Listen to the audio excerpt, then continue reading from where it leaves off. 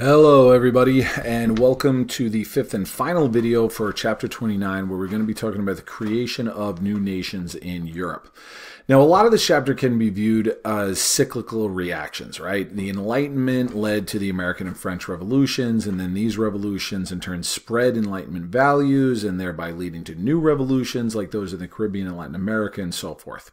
Now, something that's a little bit separate from these relationships was Napoleon and the impact that he had on Europe. Napoleon was obviously tied to the to the French Revolution and thereby the Enlightenment, but his conquest of Europe led to a very different type of reaction. Nationalism. The wars of the French Revolution and Napoleon put Europe in a constant state of conflict for decades, and during this time, people started looking at themselves as being members of distinct national communities. This idea of nationalism would carry over into the 19th century and lead to the creation of countries like Germany and Italy. Now, before we get into those movements, let's first talk about what nationalism is. The word nation can mean different things, but essentially it's a type of community that goes beyond the ancient identities that first gave us a sense of communities, such as families, clans, cities, regions, later developed, or even religions. Nations are distinct communities that speak a common language, have similar customs, hold similar values, and share common historical experiences. This idea of a nation became very popular by the late 19th century. Intense feelings of national identity is known as nationalism. There can be different forms of nationalism. One form is cultural nationalism. This nationalism seeks to form a bond among people through an appreciation of common historical and cultural accomplishment. Right.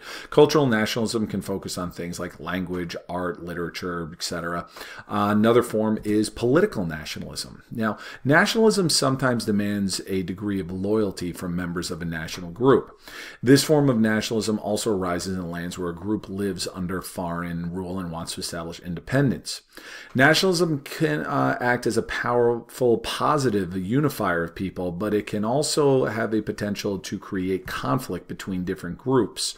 The more nationalists identified with a group, the more they unfortunately distinguish themselves as being different from other groups. We really see this divisiveness in the 18th and later the 19th century with anti-Semitism. Now, anti-Semitism is a very specific discrimination against Jewish people and the Jewish religion. Now, Jews have been scattered in communities throughout Europe and the Middle East for centuries, right? Going back to ancient times with the Jewish diaspora when they were kicked out of their homeland of Israel. Now, as such, they were often treated as minorities within larger national groups. Nationalist leaders were often distrustful of minority groups, and the Jews were the most common minority group that had the finger pointed at them. So well before Hitler and the Nazis, Jews were often a scapegoat in European society. Think back to how they were blamed for the Black Death in the 1300s. This was especially prevalent in Germany, as I said, even before Hitler and the Nazis, Eastern Europe and Russia, right, when the Russian government actually sponsored pogroms, which were state-sponsored persecution of Jews in the 1880s, where they encouraged their citizens to go out and attack Jews and destroy their businesses and so forth. Now, this wave of anti-Semitism could even be found in Western Europe, right, with the Dreyfus affair in France. Dreyfus was a Jewish officer in the French army who was convicted with no evidence of spying for Germany in 1894. And it was very obvious that the only reason he was found guilty was because he was Jewish. Now, even though his verdict was eventually overturned, it showed how far anti-Semitism was reaching throughout Europe, and it eventually led to an increase in a movement known as Zionism. Zionism was a movement that sought the official reestablishment of a Jewish homeland in the area then known as Palestine, which was the site of the ancient Kingdom of Israel. Now, Palestine in the late 1800s, around the turn of the century, was still under the Ottoman Empire. But you did have very small pockets of Jewish populations there, but that would increase because of Zionism. This movement was led by this guy named Theodor Herzl. He was a Jewish journalist from Austria who covered the Dreyfus affair and watched crowds yell "Death to Jews." And this really led him to the conclusion that the only way that Jews all over the world could protect themselves was to return to their ancestral homeland, right? Let me just show you. This is what the map of Palestine looked like around the year 1900. So very similar to the modern-day borders of Israel. And this eventually led to a gradual migration of Jews back into Palestine. This, unfortunately, would cause conflicts that we'll cover in later chapters. Now, let's talk about the national communities. The French Revolution and wars that followed sparked intense nationalist movements throughout Europe. Within France, it was evident in the sometimes drastic changes the French people made to create new identities that we talked about in previous videos. Spain, the Netherlands, Austria, Prussia, and Russia all saw nationalist movements in response to either conquest by Napoleon or the threat of French invasions. This growing wave of national identity culminated in the Congress of Vienna. The Congress of Vienna was in many ways a victory for conservatism. After Napoleon's defeat, the leaders of the European nations who won, such as Britain, Austria, Prussia, and so forth, they got together in Vienna and they decided that they were going to determine the future of Europe. Their primary goal was to restore the old pre-revolutionary order.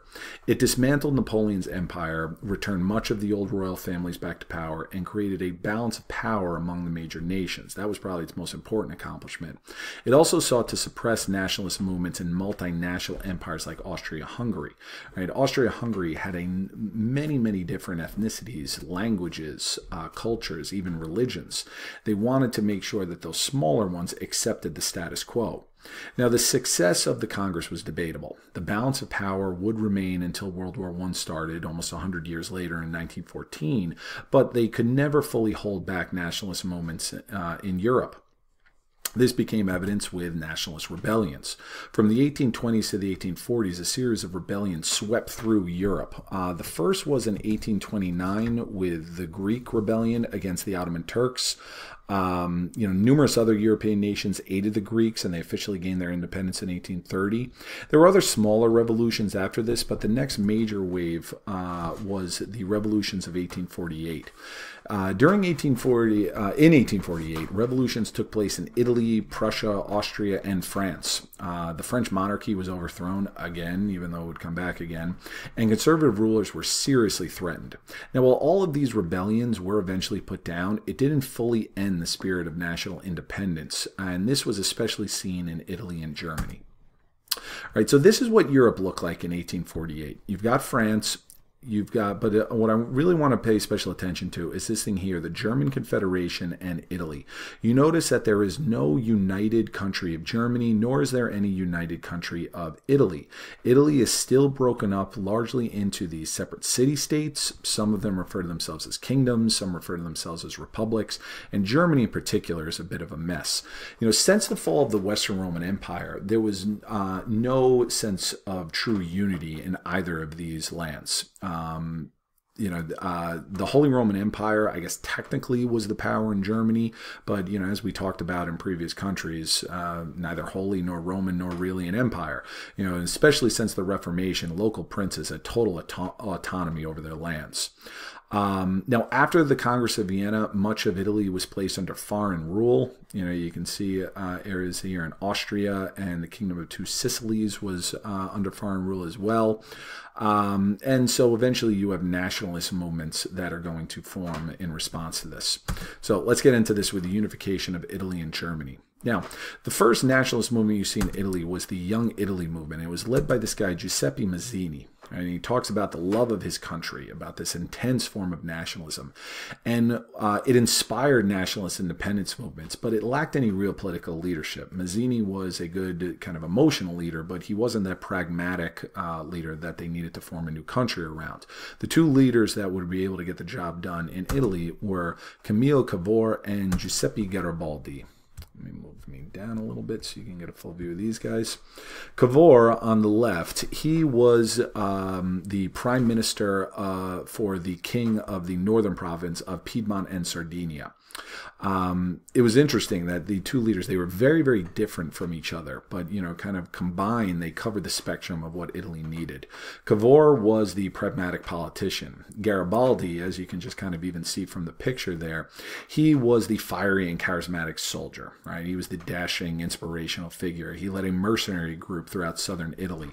Now, after winning control of southern Italy, Garibaldi decided he didn't want to rule, and he avoided this conflict between the north and the south, and he decided to deliver his territory to the king of Piedmont, Sardinia, much to the relief of Cavour, who thought that it was going to result in another civil war.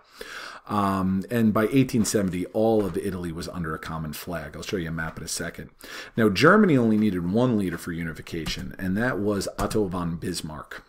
Bismarck was the prime minister of Prussia, which was the most powerful of the German states. He sought to unite Germany through his famous slogan of blood and iron. He was known as the Iron Chancellor. He expanded and industrialized the Prussian army, then used this fancy new army in 3 wars that he provoked. First with Denmark, then in Austria, which they were very surprised about because it was a bit of a stab in the back. And then, really kind of, rile up the Germans against their old rival, France. Now, Prussia handily won all 3, which significantly increased German pride. And by 1871, Bismarck had maneuvered Prussia where it demanded the loyalty of all the other German states, and the Prussian king, Wilhelm I, declared himself Kaiser of the Second Reich, or the German Empire.